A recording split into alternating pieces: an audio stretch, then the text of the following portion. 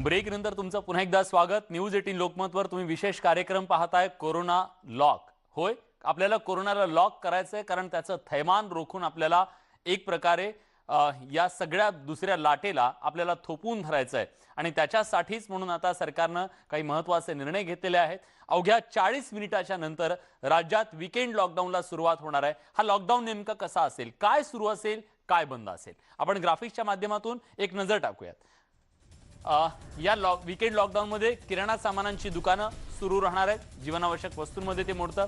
APMC market सुद्धा सुरू राहणार आहे। बांधकाम साहित्याची दुकानं मात्र बंद राहणार आहेत, त्यामुळे बांधकाम साहित्याची खरेदी करायची असेल तर तुम्हाला करता येणार नाही। गॅरेज मात्र सुरू राहणार आहेत, कारण तुमच्या गाड्या बिघडल्या तर त्या सुरू करता येतील किंवा तुम्हाला ती सुविधा असेल। इलेक्ट्रिकल साहित्याची दुकानं मात्र बंद राहणार आहेत। रेस्टॉरंट बारना पार्सल सेवेसाठी परवानगी आहे, त्यामुळे ते सुरू असतील, पण केवळ तुम्हाला पार्सल तिथे मिळेल आणि ते पार्सल सुद्धा केंद्र सरकारी कर्मचाऱ्यांना बाहेर पडण्याची मनाई आहे। त्यानंतर वैध कारणाशिवाय बाहेर पडता येणार नाहीये, तुम्हाला कारण द्यावं लागेल, नाहीतर मग तुम्हाला कदाचित प्रसाद सुद्धा मिळू शकतो। त्यामुळे विनाकारण बाहेर फिरणाऱ्यांवर पूर्णपणे बंधन असणार आहेत। आणि मग याच लॉकडाऊनच्या संदर्भात अधिक तपशील जाणून घेण्यासाठी आपले प्रतिनिधी आता आपल्या सोबत आहेत। स्वाती लोखंडे डोके आपल्या सोबत आहेत। अजित मांढरे सुद्धा आपल्या सोबत जोडले गेलेले आहेत। अजित, तुमचे स्वागत। सुष्मिता भदाणे सुद्धा आहेत आणि पुण्याहून अद्वैत मेहता सुद्धा आहेत। पुण्याकडे जायचंय कारण पुण्याने आज लॉकडाऊनच्या संदर्भात काय निर्णय घेतलेत हे अद्वैत मेहता यांच्याकडून जाणून घेऊयात। सुरुवातीला मी स्वातीकडे जातो। स्वाती, हा जो वीकेंड लॉकडाऊन आहे, हा वीकेंड लॉकडाऊन वेगळा कसा असणार आहे आतापर्यंतच्या लॉकडाऊनच्या पेक्षा? मुंबईकरांनी काय करणं गरजेचं आहे आणि काय टाळणं गरजेचं आहे? खरं तर 5 दिवस म्हणजे सोमवारपासून शुक्रवारपर्यंत लोक कामानिमित्त बाहेर पडले, लोकांची काही कामं होती ती त्यांनी उरकली। पण ज्याला आपण वीकेंड लॉकडाऊन म्हणतो, एक तर तुमची काहीतरी मेडिकल इमर्जन्सी असेल किंवा तुम्हाला जीवनावश्यक वस्तू खरेदी करायची असेल तरच तुम्हाला बाहेर पडता येणार। जर तुम्हाला असं कुठेतरी रेस्टॉरंटमध्ये पार्सल जर घ्यायला जायचं असेल तर ते तुम्हाला जाता येणार नाही, कारण पुढचे 2 दिवस टेक अवे म्हणजे स्वतः जाऊन पार्सल घेणं बंद असेल पूर्णपणे। तर तुम्हाला होम डिलिव्हरी तुमच्या घरापर्यंत मिळू शकेल। वेगवेगळ्या चॅनलच्या माध्यमातून वेगवेगळ्या एजन्सीज आहेत ते जर तुम्हाला घरपर्यंत अशा गोष्टी किंवा रेस्टॉरंटमधलं अन्न पोहोचवू शकतात।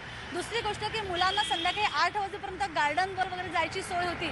मुंबईतली जरी बीचेस बंद असले तरी काही गार्डन सुरू होते, हे गार्डन पण पुढच्या 2 दिवस पूर्णपणे बंद असणार आहेत। आणि जर आपण सरकारी कार्यालय बघितली तर साहजिकच आहे ती सरकारी कार्यालय पण शनिवार रविवार सुट्टी असते, पण इसेन्शियलचा जो स्टाफ आहे तो इसेन्शियलचा स्टाफ मात्र त्याला कोणत्याही प्रकारची बंधन नाही आहेत। त्याला म्हणजे तो हॉस्पिटलचा कर्मचारी असेल किंवा मग बाकी इतर कर्मचारी असेल। त्यामुळे महत्त्वाची ही गोष्ट आहे की या क्षणाची की फळ विक्रेते, भाजी विक्रेते, अन्नधान्याची वस्तूंची विक्री करणारी दुकानं ही सगळी सुरळीत सुरू राहणार आहेत। त्यामुळे उगाचच गर्दी करू नका।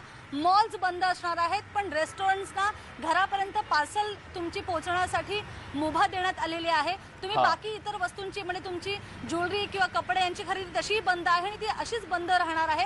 लोकांच्या विशेष म्हणजे लोकांच्या येजावर, ही जी अशी लोकांची येजा आहे त्याच्यावर पूर्णपणे बंधन असणार आहे। विनाकारण तुम्ही फिरू शकणार नाही आहेत। आणि आता ही जी स्थिती आपल्याला दिसते त्याच्यापेक्षा पण अधिक वेगळं दृश्य या येत्या 2 दिवसात दिवसा आणि रात्री दोन्ही वेळा दिसणार आहे। नक्कीच। स्वाती, येतो तुमच्याकडे। अजित मांढरे आपल्या सोबत जोडले गेलेले आहेत। ते सध्या द्रुतगती महामार्गावर उभे आहेत। मागे प्रचंड वाहनांच्या रांगा पण दिसत आहेत आणि गर्दी पण दिसते। अजित, या लॉकडाऊनच्या काळात म्हणजे उद्यापासून आता थोड्या वेळात जो लॉकडाऊन असेल, वीकेंड लॉकडाऊन, या वाहनांच्या गर्दीवर काही निर्बंध असतील, सार्वजनिक वाहतुकीवर काही निर्बंध असतील, ही गर्दी रोखण्यासाठी म्हणून नेमकं काय केलं जाणार आहे? काय नियम आहे त्याच्याबद्दल? जी खासगी वाहनं जी आहेत त्या खासगी वाहनांना पुढील 2 दिवस पूर्णतः बंदी करण्यात आलेली आहे। म्हणजे एखाद्या मेडिकल इमर्जन्सी किंवा इतर काही इमर्जन्सी असेल ती परवानगी घेऊन त्या संदर्भातले कागदपत्र तुमच्याकडे असतील तर तुम्ही खासगी वाहनाने प्रवास करू शकाल। त्याचबरोबरीने तुम्ही बाहेर पडताना देखील तुमच्याकडे बाहेर पडण्याचं ठोस कारण पाहिजे, त्याशिवाय तुम्ही बाहेर जर पडलात परंतु मगाशी म्हटलात की तुम्हाला प्रसाद मिळू शकतो, जो आधीच्या लॉकडाऊनमध्ये मिळाला तो या लॉकडाऊनमध्ये नक्कीच जास्त मदत मिळू शकतो। त्यामुळे पोलिसांवरती आधीच खूप काम आहे, आधीच ते खूप त्रासामध्ये आहेत, त्यांना अशा परिस्थितीमध्ये काम करावं लागतं, त्यामुळे त्यांना सहकार्य करणं गरजेचं आहे।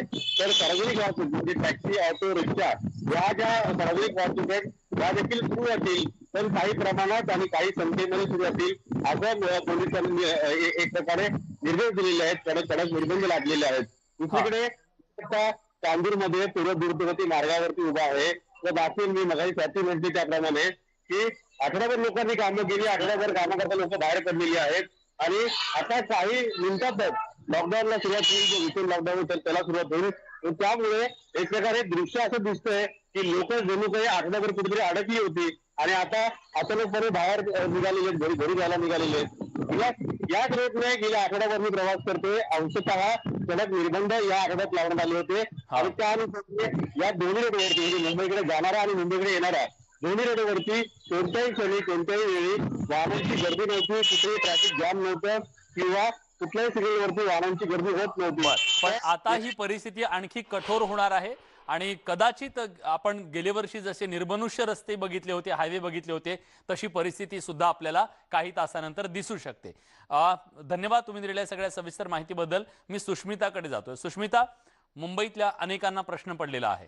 प्रश्न हा आहे की आता जर उद्यापासून लॉकडाऊन लावला जात असेल आणि आपण एका बाजूला लसीकरणाला सुद्धा सुरुवात केलेली आहे, या लसीकरणाच्या मोहिमेवर याचा काही परिणाम होणार आहे का? मला जर लस घ्यायला बाहेर जायचं असेल तर त्याला अत्यावश्यक सेवेतलं काय म्हणायचं, मला परवानगी असेल? खरं तर आपण जर बघितलं तर लसीकरणासाठी परवानगी पूर्णपणे आहे. वैद्यकीय कारणासाठी कुठली मेडिकल इमर्जन्सी असेल तर तुम्ही घराबाहेर पडू शकतात, गरज असेल तरच बाहेर पडा, हा जो नियम आहे यानुसार जिथे जिथे आवश्यकता आहे ते सर्व सोयी सुविधा सुरू आहेत. परंतु आपण जर बघितलं तर अत्यावश्यक सेवेमधील कर्मचारी जसे बाहेर पडतात तसे दररोज जे चाकरमानी आहेत तेही मुंबईमध्ये येत असतात कामानिमित्त. बदलापूर, ठाणे किंवा अगदी नवी मुंबई, पनवेल अशा अनेक ठिकाणांहून लांबून लांबून येत असतात. त्यांची गर्दी मात्र कायम आहे. आता वीकेंड लॉकडाऊन सुरू झालेला आहे, परंतु लसी घेणं असतील किंवा अगदी तुम्हाला मेडिकल इमर्जन्सी असेल तर उद्या त्या सर्व सेवा सुविधा कायम राहणार आहेत. तितकंच काय, तुम्हाला जर भाजीपाला घ्यायचा असेल तर तोही तुम्हाला मिळू शकतो. परंतु नागरिकांमध्ये जे एक वातावरण आहे, जो पूर्वीचा लॉकडाऊनचा अनुभव आहे त्याच्यामुळे आज जर आपण बघितलं तर अनेक दुकानांमध्ये गर्दी पाहायला मिळत होती, बाजारपेठांमध्ये गर्दी पाहायला मिळाली. नक्कीच मी येतो तुमच्याकडे, पण एक छोटासा ब्रेक घेतोय. ब्रेक घेऊन लगेच परत कुठे जाऊ नका. पहा फक्त न्यूज 18 लोकमत.